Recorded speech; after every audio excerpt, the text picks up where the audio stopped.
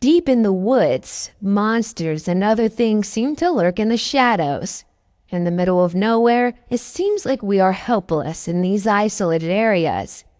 These 10 people share their allegedly true, scary experiences out in the middle of nowhere.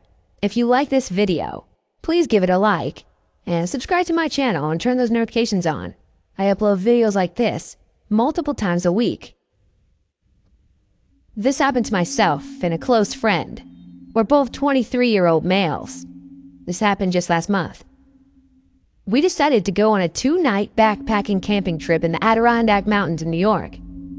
We are both very comfortable with nature and spent a lot of time camping, hunting, fishing, and etc. We hiked about 5 miles into a small lake and set up camp on a small beach. This was not a heavily trafficked area. We did not expect to run into anyone. Our first night there was just us sitting around the fire. We saw a flashlight moving on the other side of the lake at around 10:30. This was fairly unusual. However, we did not think too much of it. But as time went on, this flashlight kept moving around the lake, getting closer to our campsite. We kept discussing who could possibly be wandering around the woods in the middle of the night.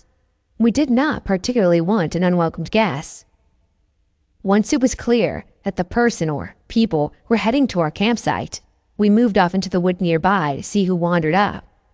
I took a small axe with me, and he had a .22 rifle. Now, we weren't expecting trouble, and we certainly didn't want any, but we figured we might as well cover our bases. Now, the moment of truth. The flashlight comes near the light of our fire, and it is one man. He has a beard and is probably in his mid-40s. The scary part was, he was carrying what turned out to be a pump-action shotgun. He walked around the campsite a few times, and then proceeded to enter our tent. After rummaging around for a minute or so, he came out and started yelling, "I know you're out here. Why don't you come say hello?" My friend and I remained motionless under a hemlock tree about 50 yards away. That is when the man proceeded to fire a shotgun into the woods, not too far from where we were. He also swung his flashlight around several times. After what felt like hours, he grabbed my friend's backpack and a few articles of clothing we had, drying off near the fire, and threw them in the burn. My friend, who had trained the .22 at the man, asked me if he should shoot. I told him absolutely not, unless he spots us and starts to point the gun in our direction. Thankfully, the man moved off from where he had come out a little while. We waited until his flashlight was on the other side of the lake, ran out, grabbed everything we could fit in the backpack, and took off. It was now around 2 or 3 a.m. We ran out the trail with flashlights and made it back to my car as the sun was coming up. We immediately went to the police department and reported it, where we also spoke with some forest rangers. That was it. I haven't heard anything back from the police. It wasn't mysterious. However, it creeped the hell out of both of us.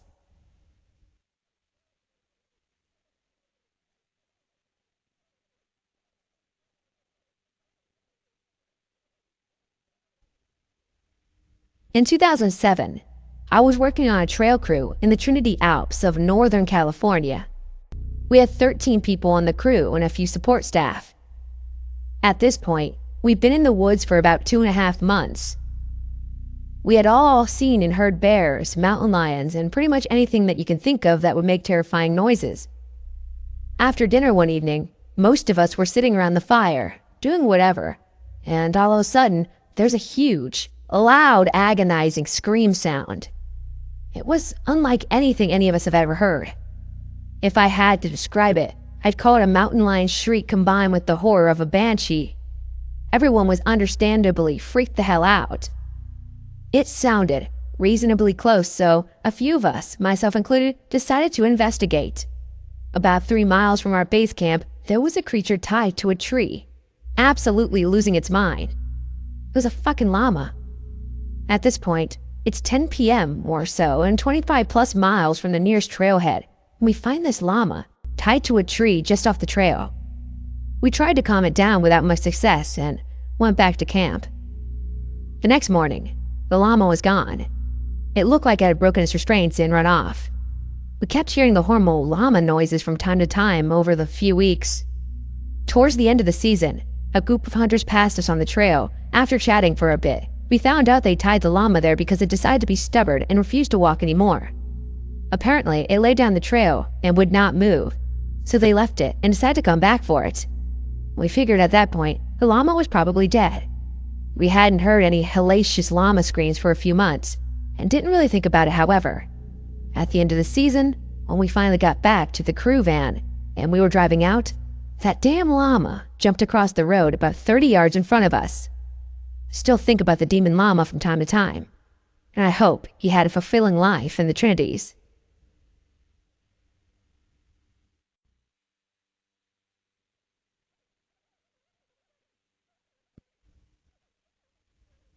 In college, I spent 1 month house-sitting a large hunting estate in the middle of nowhere, Idaho. The nearest town was 22 miles away. It was June 1987. I know it was 87 because it was the baseball season after the Bill Buckner disaster. My girlfriend's parents owned the place. It was in southeastern Idaho. I'm not going to say what town it was 22 miles from, because they might still own it, and I don't want this to get any more weirder than it already has. It was a pretty big place with a lot of acreage. The guy who was full-time caretaker for the place had just quit. My girlfriend's dad went out there to find a new caretaker, but the new caretaker couldn't start for 1 month. Her dad offered me to pay $1,200 to go out there, free food, satellite TV, and free booze. All I had to do was keep an eye on the place and feed the dogs and the horse. I had never, ever been out west, so I took him up on it. It sounded better than doing landscape. I spent the time reading and exploring, playing with dogs, riding the horses, and shooting. Completely uneventful experience, until that night. That night, after the knocking stopped and the dogs stopped barking, I eventually went back to sleep. I didn't freak out at all that much because there were 2 German Shepherds inside with me and I had a gun. I kept it on the nightstand. I had been drinking a little, but not drunk by any means. There were several neighbors that were a few miles away. I was kind of thinking someone just simply drove up the wrong way. I woke up in the middle of the night to the sound of someone knocking loud and hard on the front door, and the dogs were going nuts. There was no way I was going to answer it. I just grabbed the gun and kept quiet upstairs. The next morning at the crack of dawn, I opened the front door to let the dogs out and see a white Chevy Nova sitting in the driveway. It was near the small cabin for the caretaker. The cabin was 100 yards from the main house. I called my girlfriend's dad and asked him if he knew anyone that had that make or model of a car, and told him about what happened the night before. He didn't know anyone and he called the police directly. The police show up and ask me a few questions and walk around the property for about an hour or so. The car was locked and the police had it towed. I have no idea if it was broke down or not. There was only 1 set of tire tracks coming into the house. A few days later, my girlfriend's dad called me up and told me that the guy who owned the car was missing and to call the police if anything weird happened again. I have no idea who the guy was at all. I don't know how long he was missing or when he was reported missing or who reported him missing. He was just missing. My girlfriend's dad didn't know that much. After 1 month, I go back home, and my girlfriend and I break up shortly thereafter. I see her out on the town several months later, and I asked her if she ever found out what happened to that guy. All she knows is the guy was found dead by suicide 30 miles away. The suicide happened several months after that incident, and he was found a couple days after he had killed himself. I asked her how he did it, and where he was found, who found him, etc., and I got nothing. I never saw her again. You all know just as much as I know, and I feel your pain.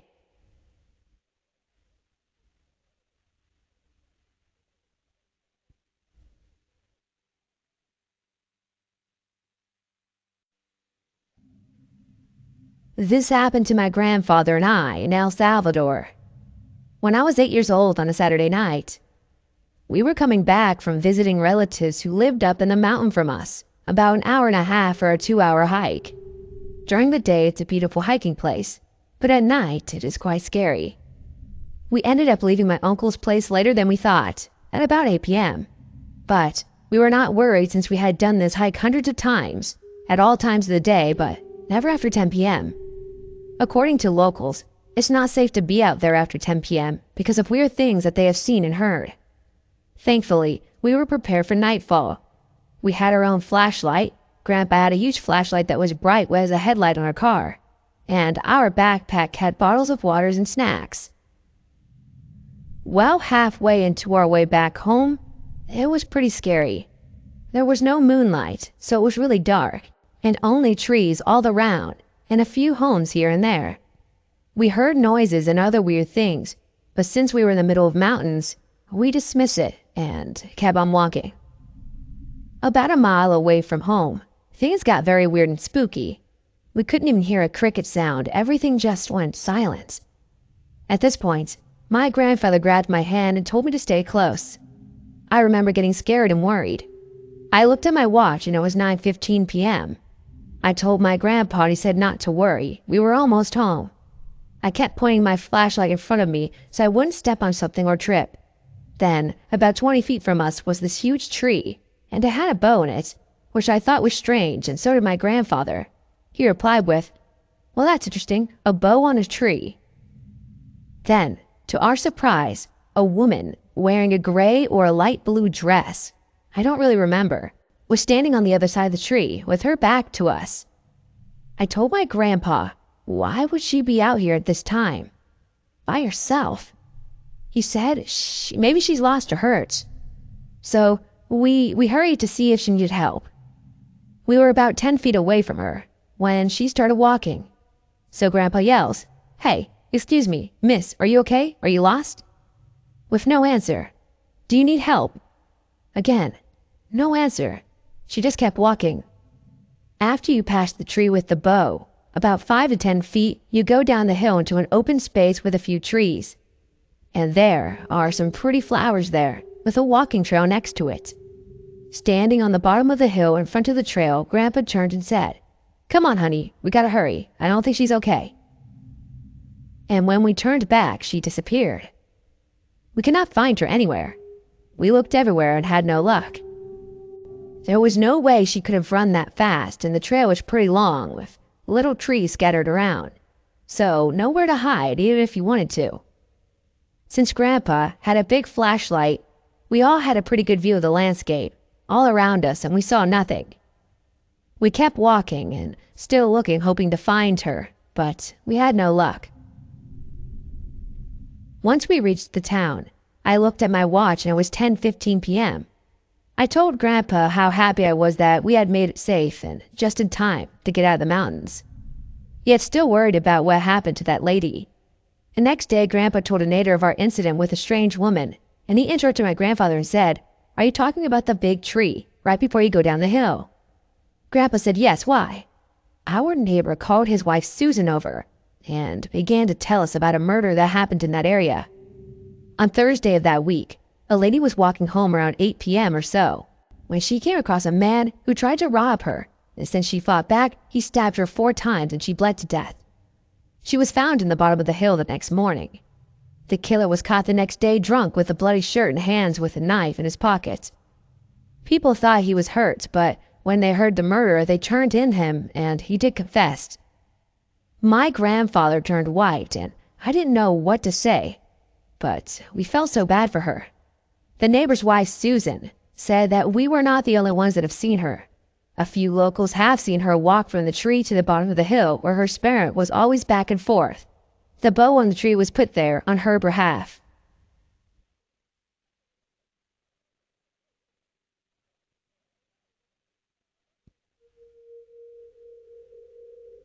Camping in Wyoming, 2 hours from pretty much anywhere with my dad, my friend, and my dog.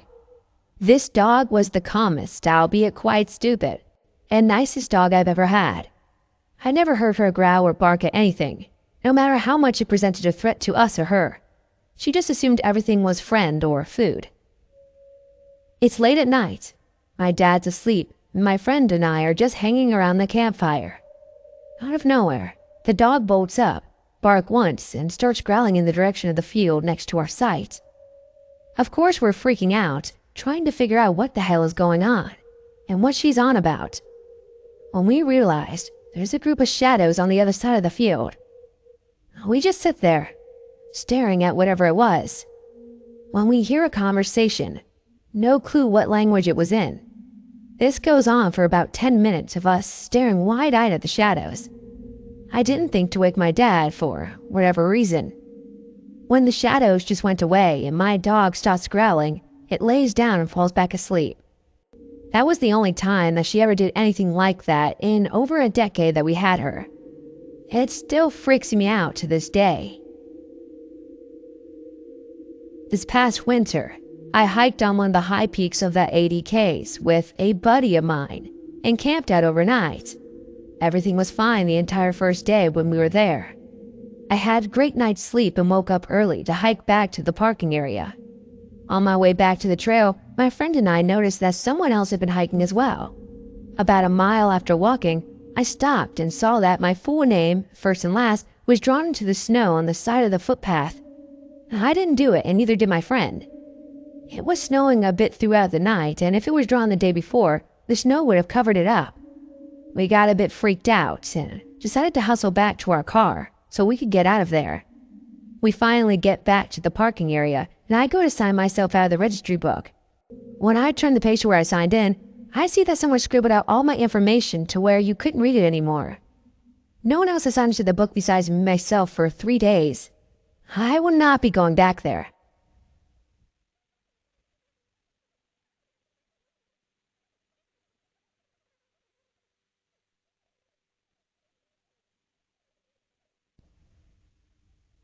Last year, I was with a buddy of mine and we were going to do the Hart Creek Scramble in Alberta. But due to some health conditions it was going to be strenuous to complete, and we figured we'd make it easy and just do the simple trail. Now, we're both climbers and have been to Hart Creek for rock climbing in the past and had a great time. So it wasn't a surprise to see the sporadic climbers on the mountainside as we went. Hart Creek is also pretty popular and easy for people who just want to go for a nice nature walk and maybe have picnics. Anyway, we walked in, enjoying the day watching climbers on our way by. We saw a couple even doing some multi-pitch climbing, which means basically leapfrogging up the route. We settled in for lunch about a half hour later and left a couple of hours after that. On our way back, I remember seeing a climbing shoe in the creek and thinking, oh, someone must have lost this. I picked it up when my buddy got my attention, and I looked further downstream. Both climbers, a young man, 29 or so, I learned later, and his partner were both lying in the creek bed, rope and harnesses still attached, dead. It was very surreal. We had just seen these people climbing not 2 hours before, making their calls and having a good time. The first reaction I had was that I remember that there was a family right behind us, a husband, a wife, and a young daughter who were playing in the creek on the way down. We ran back and stopped them and explained as quietly as we could what was ahead, and before we knew it, looky-loos had come by. It turned out that the husband was an off-duty RNCP officer, so he took control of the situation. I learned later we weren't the first ones on the scene, that the authorities had been called out. It was a very quiet ride back into town. More details. So, the couple were climbing, and they were both experienced enough, but one was still learning. They attempted to do a dual lowering maneuver, using each other's weight and feeding the rope through the belays. One of them made a mistake and lost their end of the rope, and that was it for both of them. There wasn't a lot of blood, strangely, and they looked very peaceful. I didn't get a good look at the girl. I mostly only saw the guy there. The story ran for a couple of days in the area, talking about the male as the family of the girl didn't want to disclose anything. That was not something I thought I'd see that day for sure.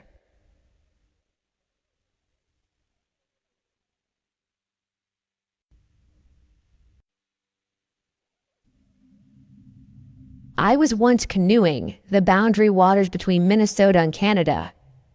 These aren't your normal backyard ponds. The boundary waters are thousands of enormous lakes interconnected with each other.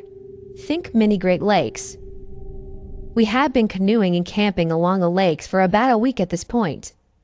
We didn't really have an itinerary, just planned to boat and camp, fish, and live off the land for 2 weeks.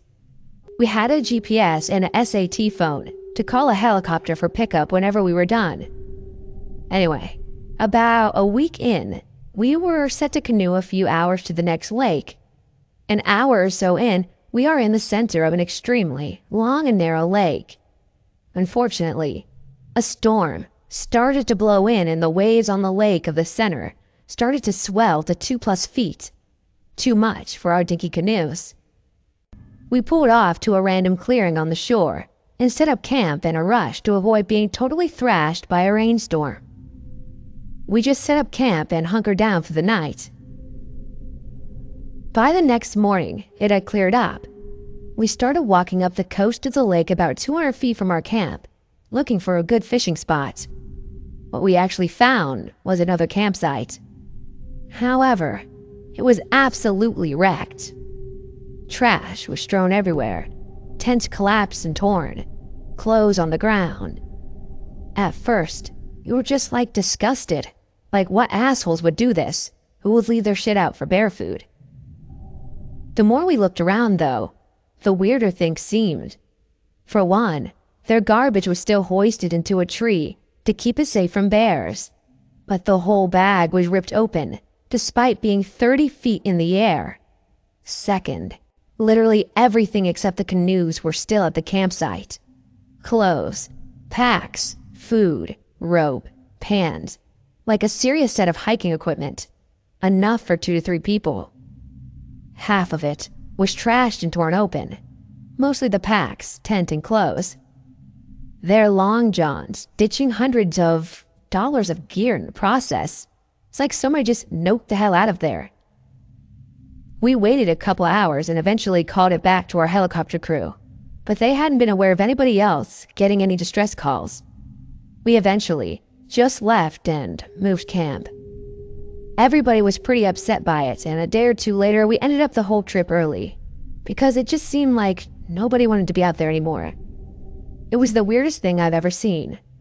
First thought was a bear attack, but there was food left uneaten, and I've heard bears are way too easy to scare away.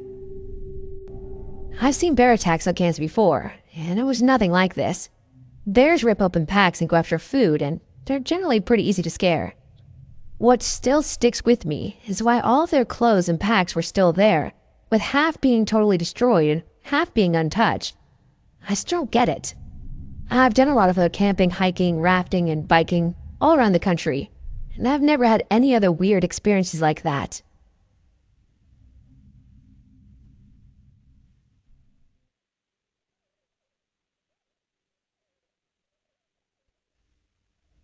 I was camping and hiking in the Okefenokee Swamp. Me and my girlfriend were far from being the only ones there, but when we woke up in the morning, we took out a canoe out into the swamp to explore. It was early. There was a thick layer of fog resting just atop the water. The whole swamp was completely still. No animals in sight at all. We paddled down the waterway for a while and saw nothing else. Not a single person, not a bird, not anything. We didn't hear a single sound. We had just cornered a bend in the swamp, and we hear it. The loudest, guttural bellow I have ever heard in my life.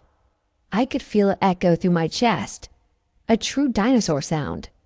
We stopped paddling and looked around for a while, and we looked at each other creeped out.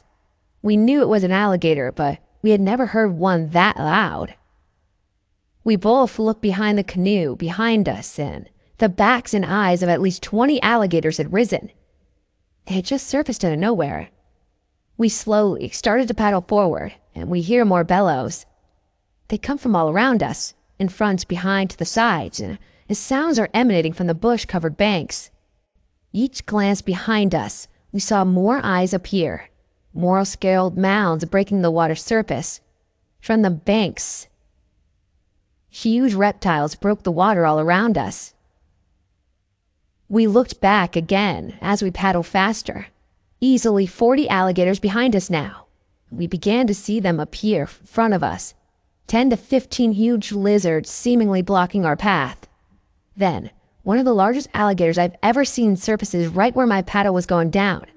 I hit the beast on the back of the head, and the thrash he made was incredible.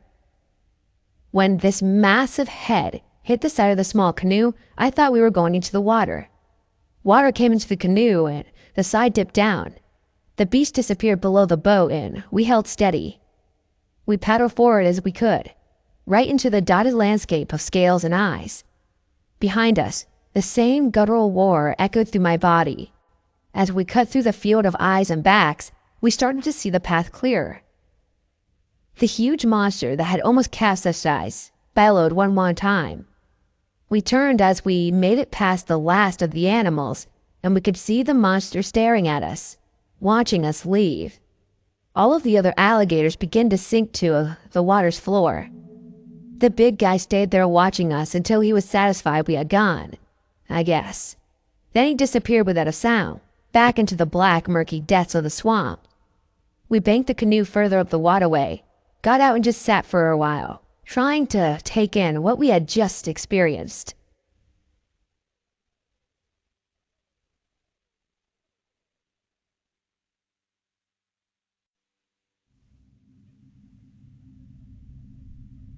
Alright, so here it goes. This is the story of something I experienced which I cannot explain.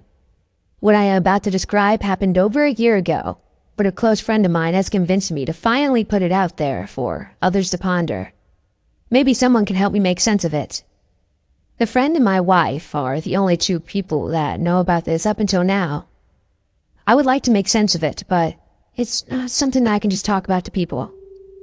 Let's start with a little background before you ask, what the heck are you doing in the middle of Death Valley alone anyway? I have two professions. I'm an army officer and I'm an adventurer. I do outdoor stuff, often as a way to recharge and refocus, because leadership does not come naturally to me as an introvert. Being in crowds is bad enough. Organizing, training, and leading crowds using every last drop of charisma is something else entirely. That's why I get away as much as possible. I seek out places of beauty and solitude, which allow me to rest internally, even if it requires physical exertion to get there. If you're heavily introverted like I am, you know what I'm talking about. So, in the summer of 2015, I had just returned from Africa, where I was on orders. I was drained. I had to get away. I quickly planned a trip through Death Valley. I would take my street-legal dirt bike 1,500 miles over several days through the hottest place on Earth during the hottest time of the year, just because I knew it would be the most peaceful and relaxing place I could access. Now, I did mention that I consider adventuring a profession of mine. That's because I spent countless hours adventuring, exploring, and just escaping. I consider myself highly skilled at it, and it is also a paid occupation for me, because I document most of it through monetized channels. Which, that being said, I have seen some unusual, disturbing, and just plain cool things while I'm out there. Especially in the desert. Scavengers that will stalk you for miles hoping you would drop dead and become a meal. Caves which appear to be man-made, hundreds of miles from anything. Traps set to immobilize vehicles or people. Old military equipment. You just see a lot of stuff when you're out there. Generally, it all makes sense though. On this adventure though, in Death Valley, however, I saw something that just didn't make sense. I had been riding all day through Death Valley. It was a very hot, easily over 120 degrees, and there were very few people out there that day. In fact, I hadn't seen anybody for about half of that day since heading toward Uhebi Crater. But I did see one couple in a Mustang, just leaving Uhebi Crater when I got there. That was it. It's not surprising though, because of how hot it was and because of how our Uhebi Crater is. I headed toward Racetrack Playa and stopped somewhere between Uhebi Crater and Racetrack Playa for the night. This is very far from anything, and only accessible by gravel road on one end and unmaintained. It's a harsh trail on the other end. There was nobody out there for obvious reasons. I unpacked my sleeping stuff and had a meal before the sun went down. I took all of my camera batteries out and hooked them up for charge for the night. I also turned my phone off and put it on the charger as well. I left all the stuff by the bike, which was just off the road. I set up my sleeping bag a distance away from the bike and the trail. I wasn't expecting anyone to come by at all. but it was just part of my tactical plan in case of a random bad guy stumbling upon my area. My bright red bike would obviously draw all the attention, and my camouflage sleeping bag would go undetected, allowing me some time and freedom to maneuver on the bad guys. I got in my sleeping bag, bringing only the camelback, my folding knife, and my red light tactical flashlight. Everything else was at the bike. It was very peaceful. It was almost silent out there. It was warm and felt really safe and was pretty easy to sleep. However, when you're on your own, you never sleep very deeply. Your mind stays alert and ready that the little things wake you. That night, there was really nothing to wake me. It was nice until about 2 a.m. That's when the event happened. I woke up to the sounds of children. Yes, children. In the middle of freaking nowhere. Here I am being woken up by children talking. It was fully enclosed in my sleeping bag. So, for a moment, I just stayed still trying to figure out what the heck I was hearing. It kept going, the undeniable sound of children talking to each other. I couldn't make out what they were saying. It sounded like it was 50 meters off or so. I called out, "Hello?" Still in my sleeping bag. It stopped, just for a moment, but continued.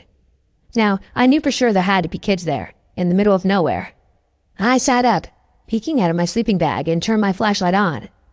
I scanned the direction of the noises, which was the opposite direction of the trail and my bike. There they were. 2 kids, 50 to 75 meters out or so. Opposite direction of the trail, in the middle of nowhere. They were walking, kind of wandering, looking lost and sounding lost. I couldn't tell what they were saying, but it had a tone of discussion like they were deliberating to figure out what to do or where to go. I called out again, louder this time. "Hello?" They stopped. They looked in my direction, but they were looking past me. In my direction, but not at me. Like they heard me, but I wasn't even there. I was illuminating them in a very bright flashlight. They should have been covered in their faces, but they were just scanning, like they were looking for me and just didn't see me. They turned back, kept walking, and I just watched them, not sure what to do. Their noises and their images faded into the distance. I just sat there. I didn't know what to think or what to do. It was just so bizarre.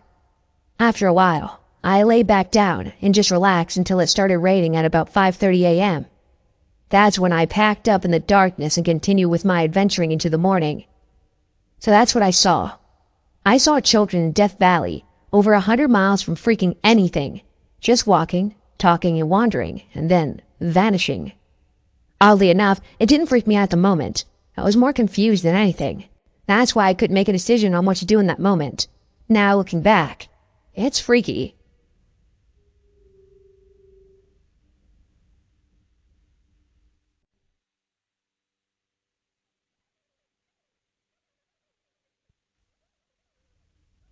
I started my career working in sawmills back in 2007. I was hired for a portable sawmill in southwest Washington state. This mill was located quite literally in the middle of the forest. It was constructed in the early 70s, and even in the short 30 years of its life, it seemed to have a decent amount of history inside of it. I worked the weekend graveyard shift, 2:30 to 4:30, the following day on Fridays, Saturdays, and Sundays. I was a trim drop operator. I had a partner who I worked with, and we were the only two in the area. His name is Pete. We would take turns rotating through the night.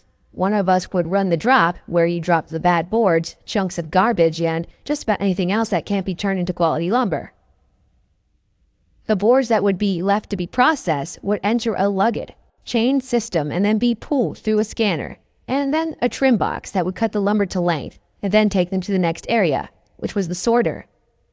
The other of us would sit at the operator's console about 20 feet away and watch monitors that display the various parts of the machine and process flow. We rotate every few thousand boards to keep from being fatigued. One night, I was running the drop, and Pete was kicked back at the console station, reading away at the newspaper. Everything was going just as normal as ever, when I glanced over and noticed him peering up at the monitor for the outfeed with a puzzled look on his face. He jumped up and went walking down to the trimmer saw box and looked around it.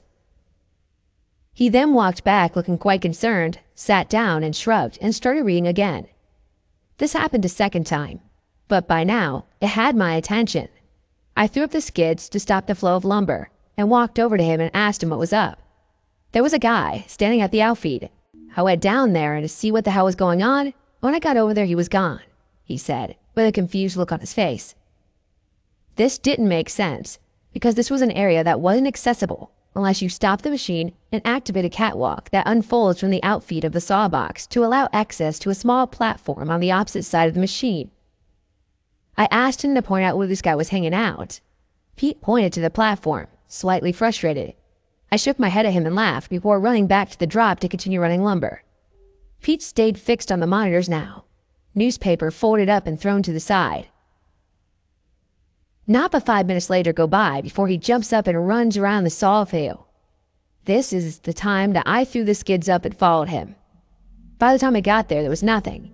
He pointed across the lumber table, which was 30 feet wide, to the platform across the machine and yells, "Who's over there? We weren't allowed to be over here, god damn it!" Both of us waited to see the man he had seen on a monitor, but once again, there was nothing. After a minute or so of looking on, we decided to move back to our stations. I walked to the console station, glancing at the monitor, seeing nothing, and Pete followed shortly behind. By the time I made it to the drop and start again, Pete howled. I snapped around and saw him stabbing the monitor with his finger, yelling for me to come back. I ran over and looked at the monitor. Sure enough, there was a guy. He was standing on the small platform Pete pointed out. The monitor was small, grainy and black and white, but we're able to work out that this guy's wearing a tin hard hat, a very dirty and worn button-up long sleeve, with the sleeves either rolled up or ripped off, and everything was dirty, with these very thick denim jeans of a dark color. He was just standing there, with his elbows on the handrail looking at the lumber from the sawbox. "Wait here," Pete yelled as he stealthily snuck down to the outfeed once again. As he closed in on the outfeed area to catch this guy red-handed for being in the area you can't be or shouldn't access while in operation, I looked back and forth at Pete and the monitor. About the time Pete made it to the sawbox, the man on the corner looked up into the camera and literally just faded away. I completely lost my shit. I felt the cold chill run down my back, accompanied by all the hairs on my arms standing up. I sprinted as quickly as I could to Pete, exclaiming, "That ain't a guy." It wasn't a fucking guy. Pete just stood there dumbfounded, both of us now looking at the platform with our own eyes. "What should we do?" I asked, quite dumbfounded and disturbed now. Pete crossed his arms and thought, before deciding we should call our foreman down to tell him the story. We walked back to the operator's station, and Pete grabbed the mic on the radio and called for the foreman. We ran up until he arrived, both of us ready to bolt for the sawbox in case we saw the entity again. The foreman showed up after about 5 minutes, and we stopped running and explained what had happened. The foreman didn't look impressed, but he was smiling. He explained that we had just seen one of our old timers. Back in the late 70s, we had a man who worked here, who ran the chip bin station, and one day, arrogance got the best of him. Long story short, he got buried in a chip pile and was crushed and suffocated before he could dig himself out. The foreman said he was one of the only people to ever work here and wear a tin hard hat, as homage to his previous career as a logger in the woods. Other operators have had occurrences where they've witnessed this entity wandering around different machines, seeming just to watch the flow of lumber.